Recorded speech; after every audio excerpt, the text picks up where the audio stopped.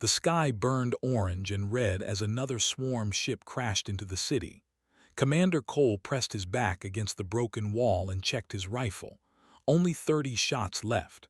Around him, his squad of 12 had become 5. The rest lay still in the rubble, their fight over. "They're coming again," whispered Private, her voice shaking. Looked over the wall. Hundreds of swarm creatures moved through the smoke. They walked on 4 legs like insects, but each one stood as tall as a man. Their black shells reflected the fires burning all around them. Their mouths opened and closed, showing rows of teeth that could bite through metal. "Hold the line," said. "The spire is behind us. We don't let them through." The spire was the heart of Prime. It rose into the smoke-filled sky like a silver needle, beautiful even now. Inside that tower, the leaders planned their last defense. Inside that tower was Princess. Had met her only once, 3 days ago. She had come to thank the human soldiers for answering the call for help. Most of the elder races looked at humans like they were children playing with weapons, but had looked at differently. She had studied him with curious silver eyes and said, "Your species fights like you have nothing to lose." "We fight like we have everything to gain," had replied. She had smiled at that. It was a small smile, but remembered it now as the swarm charged forward. "Open fire," he shouted. The humans shot their weapons. Swarm creatures fell, but more came behind them, always more. The devourer swarm had eaten 100 worlds. They were a hive mind, all connected to their queen. When one died, another took its place. They felt no fear. They knew no retreat. Shot until his rifle clicked empty. He pulled his knife and waited. A creature jumped over the wall and he drove his blade into its eye. Hot blood sprayed his face. Another creature came and another. His arm grew tired. His body screamed for rest, but he kept fighting. That was what humans did. They kept fighting. A sound like thunder shook the ground. Looked up and felt his heart stop.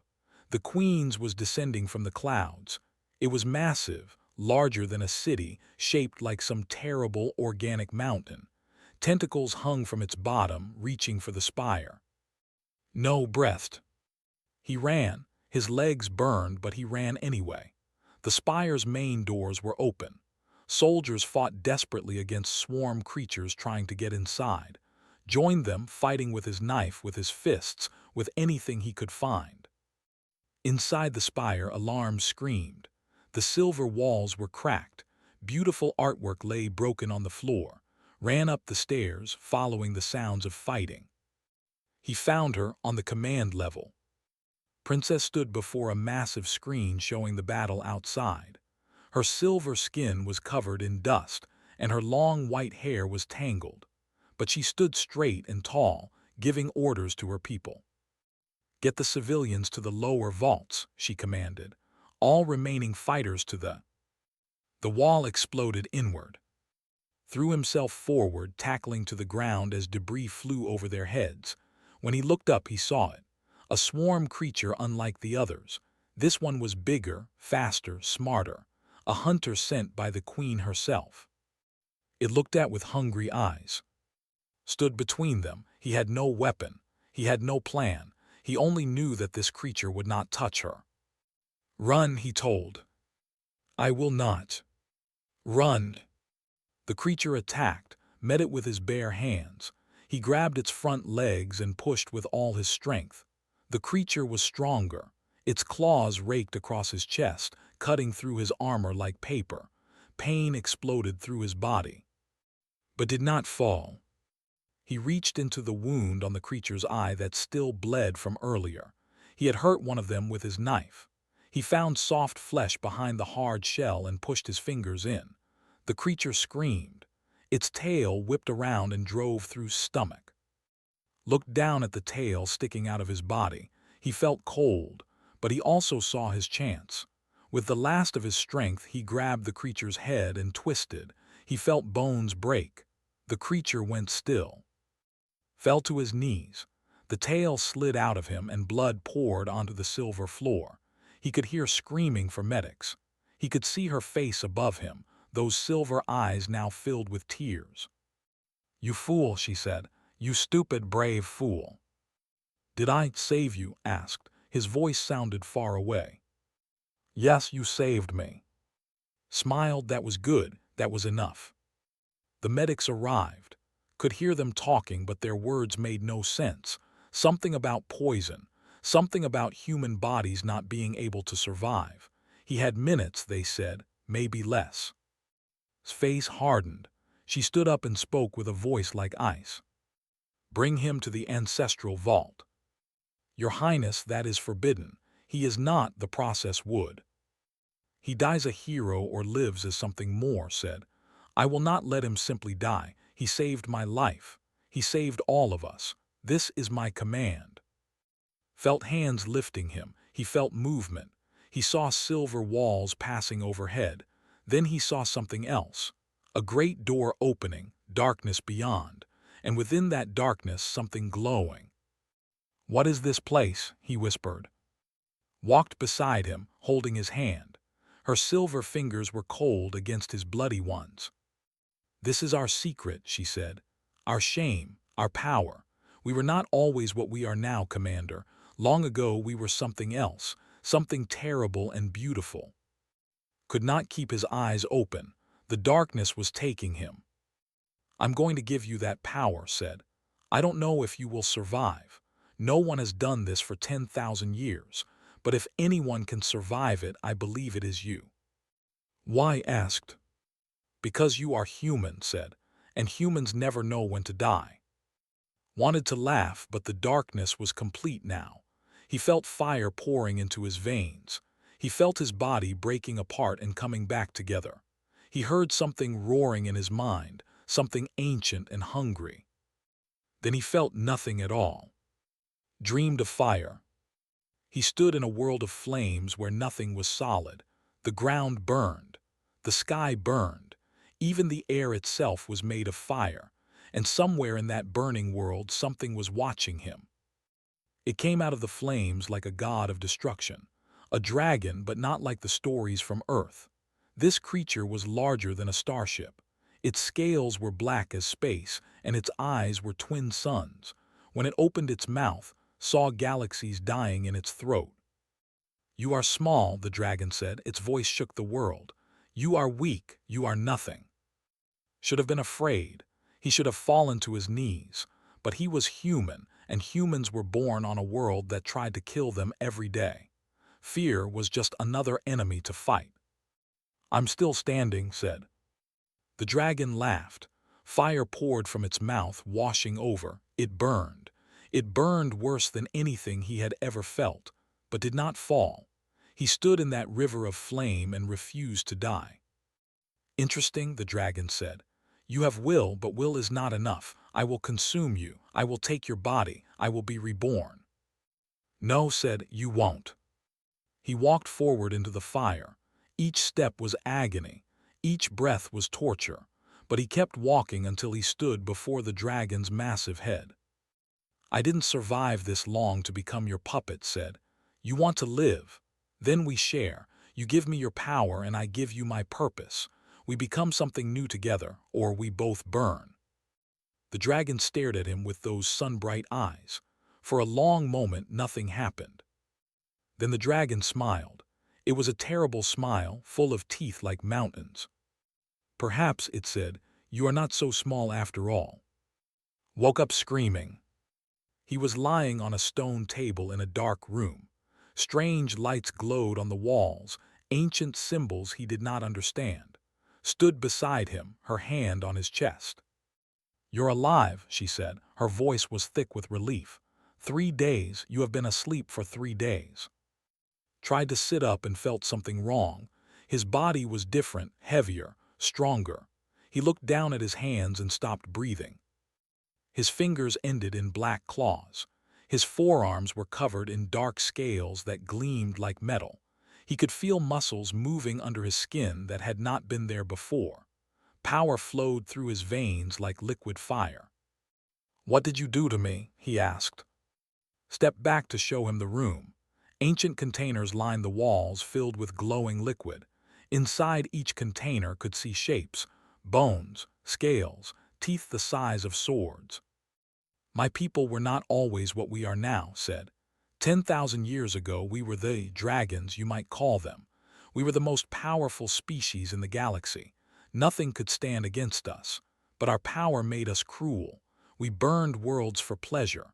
We killed entire civilizations because we were bored.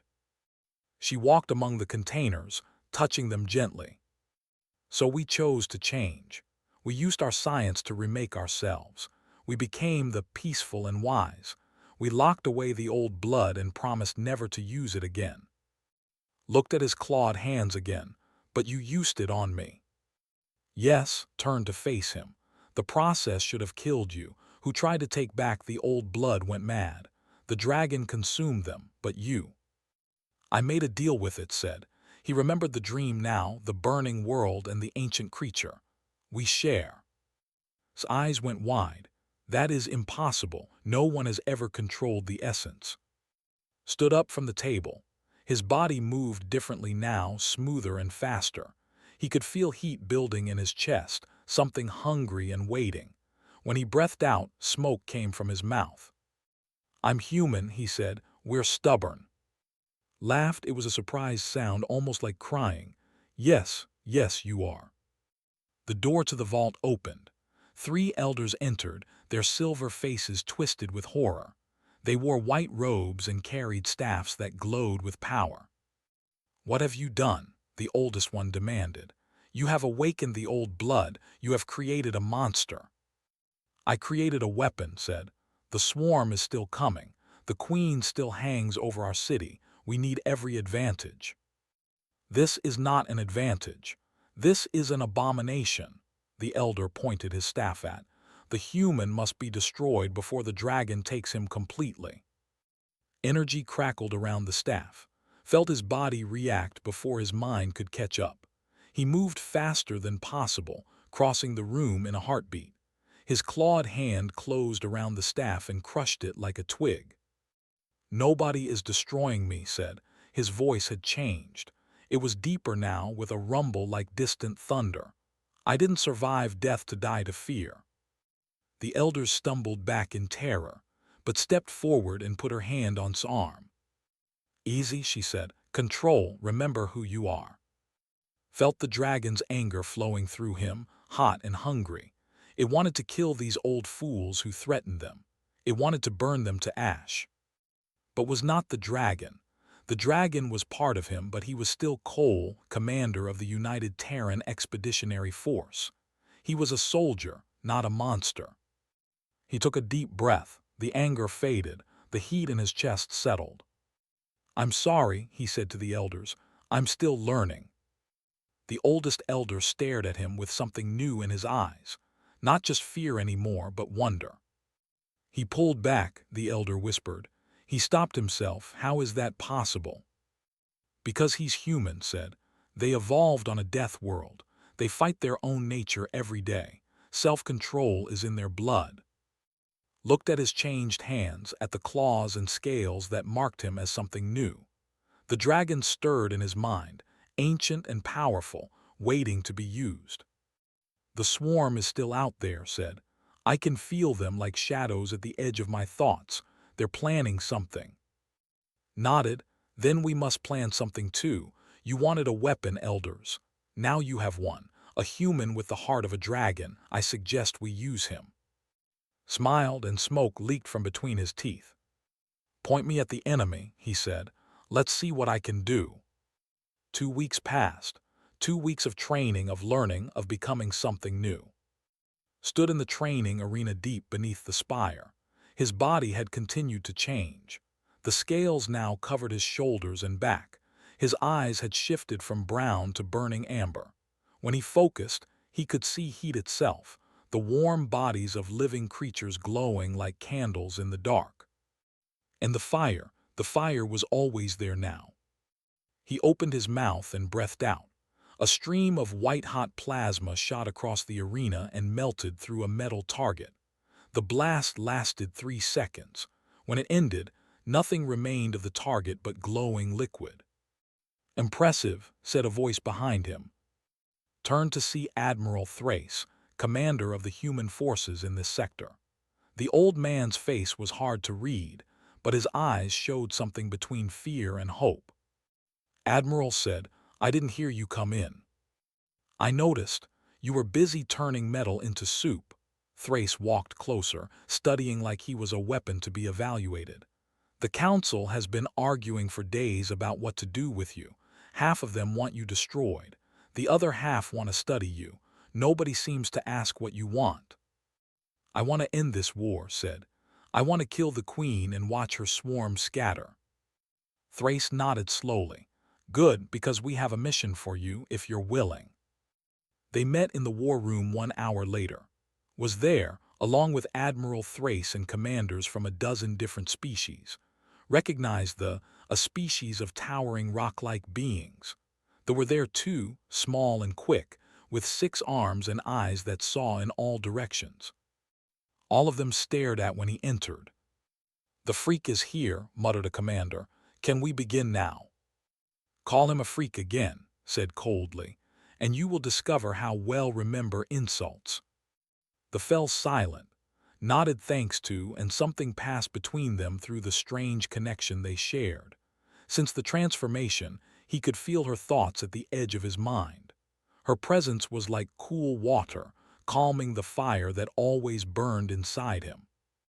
Admiral Thrace activated the holographic display. The queens appeared, floating above the ruined city like a moon of flesh and hate. "This is our target," Thrace said. "Intelligence suggests the queen herself is aboard. She's calling more swarm from across the sector. If we don't stop her soon, she'll have enough forces to overwhelm not just this planet, but every world in range." "Then we attack, though," the commander said. "Simple enough." "Nothing about this is simple." Thrace zoomed in on the surface. "The outer shell is organic armor thicker than any metal we can produce. Our weapons barely scratch it. We've tried missiles, we've tried energy beams, we've tried ramming it with our own ships. Nothing works." "So we go inside," said. Everyone turned to look at him. "The shell is tough on the outside," continued, "but the inside must be soft, organic, vulnerable. We fly a small team inside, find the queen, and kill her." "And how do we get a team inside?" the commander demanded. "That has point defenses that destroy anything larger than a fighter." Smiled, it was not a pleasant smile. "You don't need a ship, you need me." He explained the plan. It was insane. It was suicidal. It was exactly the kind of thing humans were known for. 2 hours later, floated in space near the... He wore no suit. He needed no ship. The dragon blood in his veins protected him from the cold and the vacuum. He breathed in the solar radiation like oxygen and felt stronger for it. Behind him, 5 human soldiers waited in a stealth shuttle. They were volunteers, the craziest and bravest Earth had to offer. Each of them carried enough explosives to level a city. "Beginning approach," said through the communication device planted in his skull. "Stay close." He flew toward not with engines or technology, but with wings. They had grown from his back during the second week, great bat-like wings of black membrane stretched over bone. When he spread them wide, they caught the light of distant stars. The defenses activated. Tentacles of organic matter reached for him, trying to grab him, crush him, consume him. Breathed fire and burned them to ash. More tentacles came. More fire answered. He reached the surface and found what he was looking for. A wound from an earlier attack, a gap in the armor just wide enough for a human body. "I'm in," he reported. "Bring the shuttle to my position." The stealth shuttle emerged from the darkness, caught it with his claws and guided it into the wound.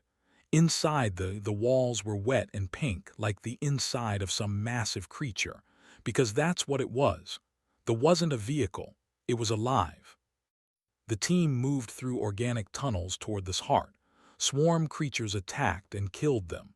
His claws cut through their shells like knives through bread. His fire turned them to smoke and ash. But as they went deeper, began to sense something else. memories that were not his own, hunger that came from outside. The swarm was connected through thought, and now that he was inside their ship, he could feel the edges of that connection. He stopped suddenly. "Commander," one of the soldiers asked, "what's wrong?" Listen to the whispers in his mind.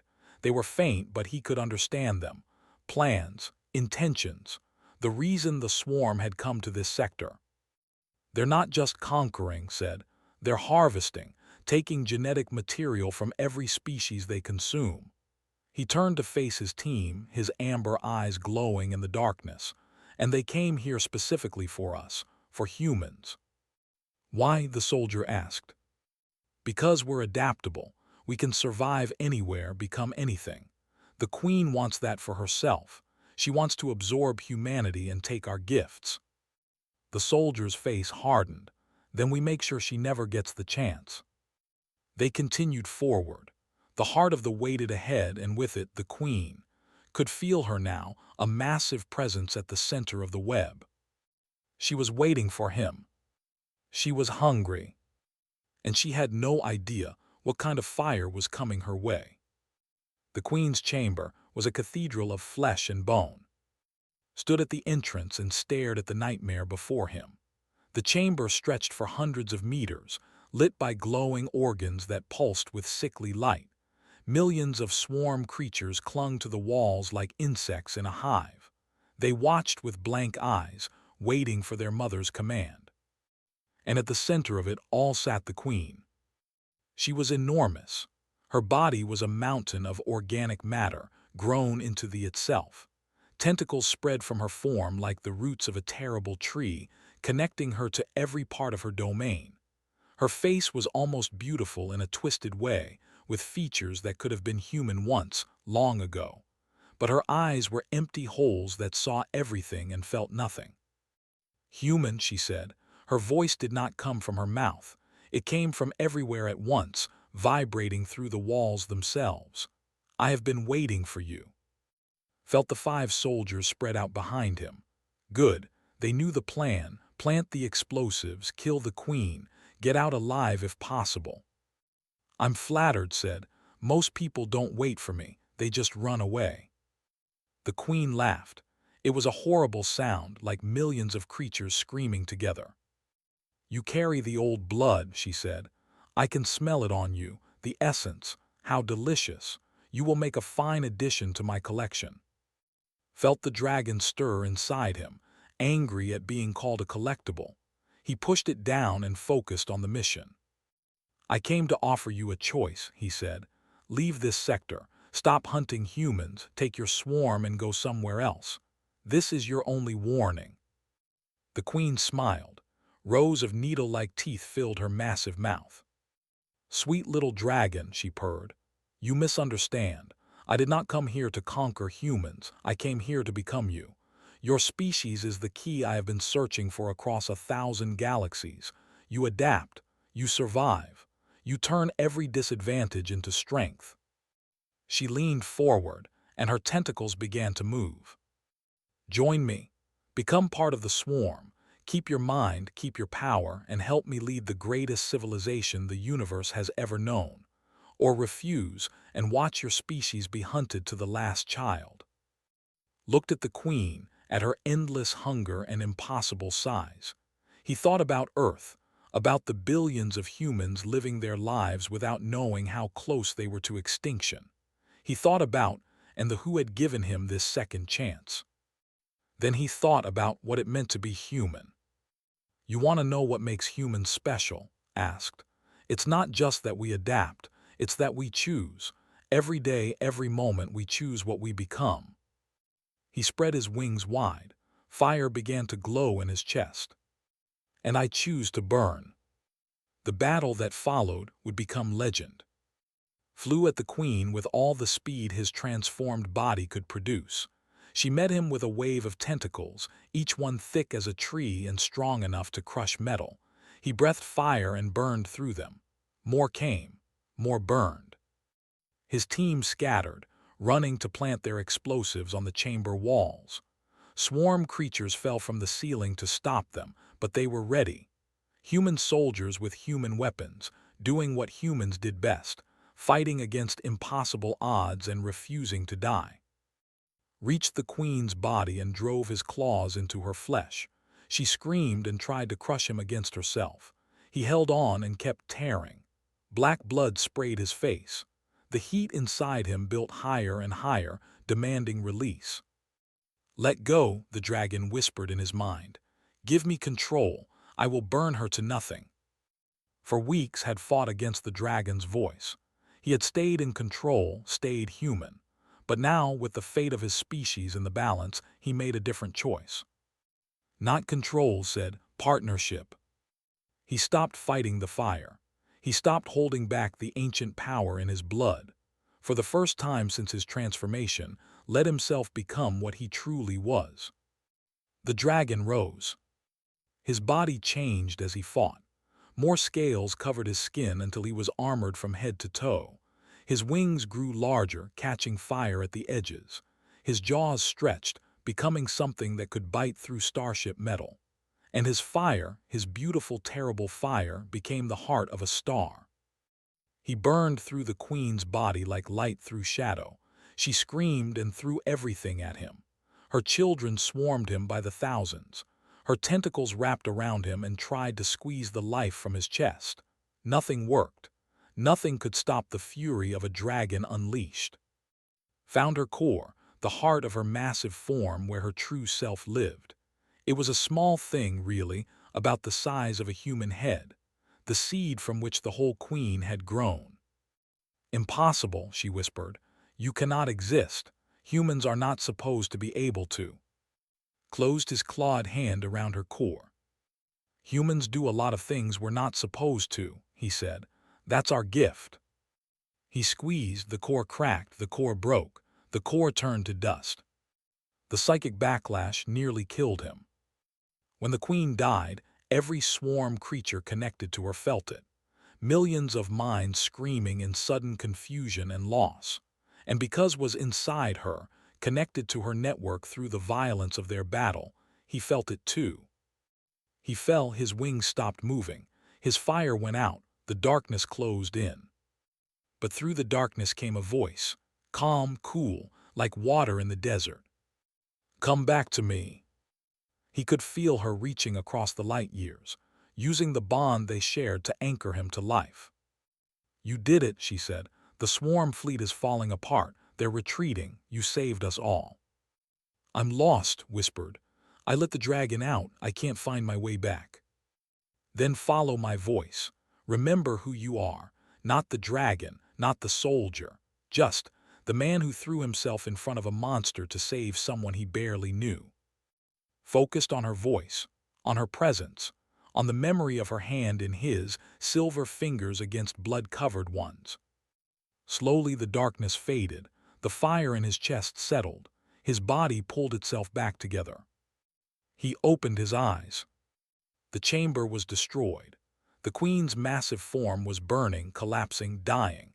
His team stood nearby, scorched and wounded but alive. Looked down at himself. He was more dragon than man now. Wings and claws and scales covered him from head to foot. His face had stretched and changed into something not quite human anymore. But his eyes were still his own, and his mind was still his own. "Let's go home," he said. There was dying around them. They ran through collapsing tunnels and burning chambers, fighting their way to the exit. Carried 2 wounded soldiers on his back, his wings protecting them from falling debris. They made it out. They made it to the shuttle. They made it to space. Behind them, the queens exploded in a ball of organic matter and fire. Without her to guide them, the swarm fleet fell into chaos. Ships crashed into each other. Creatures turned on themselves. The enemy that had threatened to consume the galaxy was breaking apart. Floated in space, watching the destruction, he had won. Humanity had won. But as he looked at his clawed hands and felt the fire still burning in his chest, he wondered what he had become. And if there was any way back. The galaxy celebrated.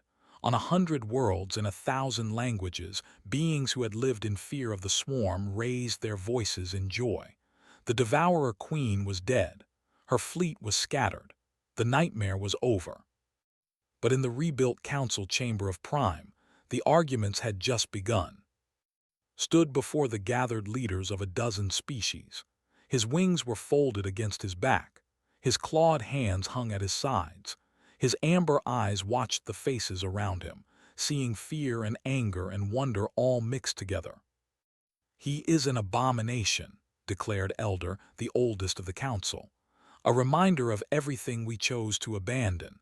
He must be returned to normal or destroyed." "Returned to normal." Admiral Thrace stepped forward, his old face hard with anger. "The man saved your entire civilization. He killed a queen that has eaten 100 worlds, and you want to destroy him." "He carries the blood, the old violence, the ancient hunger," shook his head. "I have studied the histories. I know what that power does to the mind. He may seem controlled now, but eventually the dragon will consume him. It always does." "I'm standing right here," said. "You could ask me instead of talking about me like I'm not in the room." The chamber fell silent, walked forward until he stood in the center of the circle, surrounded by the most powerful beings in the sector. "You're right to be afraid," he said. "The power inside me is dangerous. The dragon is real and it's hungry. Every day I feel it pushing against my control, wanting to break free and burn everything in its path." He paused and looked at his hands, at the black claws and dark scales. "But that's not new for me. That's not new for any human. We all carry monsters inside us. Rage, fear, the desire to destroy. Being human means fighting those monsters every single day. It means choosing what we become instead of letting our instincts decide for us." He turned to face Elder directly. "Your people locked away the blood because you couldn't control it. Because when you had that power, you used it to destroy. But humans are different. We're not stronger than you. We're not smarter. We're just better at living with our demons." The chamber was silent. No one moved. Then stepped forward. She had been watching from the side of the room, quiet until now. But when she spoke, her voice carried the authority of 10,000 years of royal blood. "I gave the old blood," she said. "I made this choice, and I would make it again because he proved something we had forgotten. Power is not evil. Violence is not sin. It is what we choose to do with these things that matters." She stood beside, her silver hand taking his clawed one. "Cole saved my life. He saved my people. He saved the entire sector from extinction. And he did it while carrying a monster inside him that would have destroyed any of us. If that is not worthy of respect, then I do not know what is." Elder stared at them for a long moment. Finally, something in his ancient eyes shifted. "Very well," he said slowly. "The human may live, but he will be watched. And if the dragon ever takes control, if he ever becomes a threat, we will do what must be done." "Fair enough," said. "I wouldn't expect anything else." The meeting ended. The leaders departed to their ships and their worlds, but the conversation was not over. That night stood on the observation deck of the rebuilt spire. The stars spread out before him, beautiful and cold. Below, the city was being rebuilt. The fires were out. The dead were buried. Life was beginning again. Found him there, staring at the darkness between the stars. "The swarm is still out there," she said, standing beside him. "The queen is dead, but her children survive. They will rebuild. They will find a new leader, and they will come back." "I know," said. "That's what I was thinking about." "And what conclusion have you reached?" Turned to face her. In the starlight, his scaled face and amber eyes looked almost beautiful. "I'm not the only one," he said. "There are other humans out there who could survive the bonding, other people who could learn to control the dragon like I did. If we could find them, train them, we could create something new. An order of protectors, guardians for a galaxy that needs protecting. Considered this, you would create more like yourself. Is that not dangerous?" "Everything worth doing is dangerous," smiled, and fire flickered behind his teeth. "But that's what humans do. We take risks. We try things that might fail, and when we fall, we get back up and try again. He looked out at the stars again. The swarm hunted us because we're adaptable, because we can become anything. Well, maybe it's time we started becoming something on purpose. Maybe it's time humanity stopped just surviving and started shaping the future. Squeezed his hand. And what future do you see, Cole? He thought about everything he had lost. His old body, his old life, the simple existence of being just a human soldier fighting in a human war. He thought about the pain and the fear and the fire that never stopped burning. Then he thought about what he had gained, power beyond anything he had imagined, a connection to someone who understood him, a purpose larger than himself. I sacrificed everything, he said quietly. My body, my humanity, my future. I gave it all up to save you, and I didn't even know if it would work. He looked at his clawed hands, then back at. And I would do it again, 1,000 times. That's what humans do. We pay prices others won't pay. We make sacrifices others won't make. Not because we're brave or stupid, but because we know something that the rest of the galaxy hasn't learned yet. And what is that? Asked. Spread his wings wide. They caught the starlight and seemed to burn with an inner fire. He was not the man he had been. He was something new, something strange, something that had never existed before. But he was still human. In his heart, in his choices, in the part of him that refused to give up no matter what, he was still human. That everything worth having costs everything you have, he said, and that the only real question is whether you're willing to pay. Smiled. She stepped closer and put her arms around him, scales against silver skin, fire against ice. Then let us pay together, she said. Let us build this new order of yours. Let us protect the galaxy from the darkness. Held her and felt the dragon rumbling contentedly in his chest. For the first time since his transformation, it was not hungry. It was not angry. It was home. Together, he agreed. Behind them, the stars burned bright. The swarm was still out there. Other threats waited in the spaces between galaxies, ancient and hungry and patient. The fight was not over. It would never truly be over. But humanity had changed the rules. They had taken the powers of gods and made them human. They had looked into the abyss and decided to set it on fire. The galaxy would never be the same. And that was exactly how it should be.